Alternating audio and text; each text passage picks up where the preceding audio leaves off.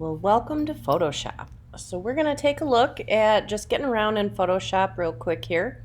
I already have a file open, and I just want to use this to kind of show you around the program and the purpose of it. So our toolbox, similar to Illustrator, shows up on the left-hand side here to start. You can drag it to position it anywhere you want, similar to all of the panels that you have available over here. Remember, you can always resize, you can expand. So there's lots of different ways that you can set up your work so it looks how you want it to be. One of the things we need to recognize about Photoshop is that we no longer have shapes that we can work with. We can't just grab those and move them around. We have to plan ahead. So the biggest difference between Illustrator and Photoshop is that in Photoshop we're working with pixels, and any pixel that is touching another pixel that's on the same layer, that whole portion of the image is going to move. So if we take a look here at our layers, you can see that I have two layers. I have the picture of the woman, and then I have a background. And you'll notice that with those two layers I can lock and unlock things.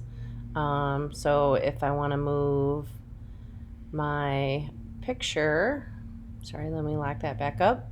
If I want to move this image, all I have to do is have my selection tool, and I can grab it and I can move it.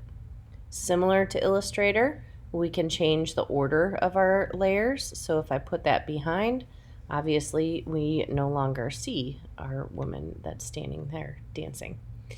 Across the top here, this is called our options palette. It's not the control palette in Photoshop, which is a little annoying. At any rate, we can still change so that our workspace is set up. This is set up to essentials. I'm going to hit reset essentials just so that you can see what happens here. That'll bring everything back so that we can find things. We can see all of our panels that are available. Layers are going to be the ones that you use the most in here. And then your tools, and we'll explore some of these other ones. I think the other thing that I want to point out is that when you start in Photoshop for the first time on our computers, these two icons here, let's see if I can zoom in, the auto select and the show transform controls are turned off. You're gonna want to turn those on so that when we click on something, we actually can grab those handles and move and resize and arrange. So I can do that, and I can click and drag. We no longer have to hold the shift key when we resize because that is now the default in Photoshop. So it's automatically going to allow us to resize proportionally. I think the other big thing that I want to share with you right now is that this is now a fill for the foreground, and this is the color for the background. So if I go to my layers, and I'm just going to hide these, it's no longer the case that whatever's in front is what's going to have the color be changed. This is the only fill option that you have. So I just double clicked on it, and I can come up here and I can choose a color. I can say okay, my foreground color has changed.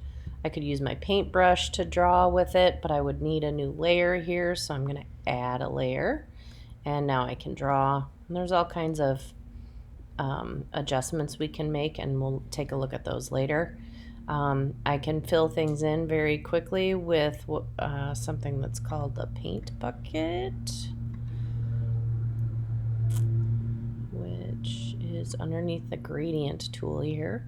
So if I want to change the color, and then try and fill in this space, all I have to do is grab that paint bucket and I can click. And what you see is that it filled in everywhere except for where I had drawn with that paintbrush, and that is because if I want to move this, it moves every pixel that it is touching. So it's really important that when you're building in Photoshop, that if you want to be able to make a change or move something around, that it's on a new layer. So I just hit this new layer icon. It's a square with a plus, and then I can click on the layer, And now this time if I try drawing and I put in another color, maybe I changed my brush size a little bit.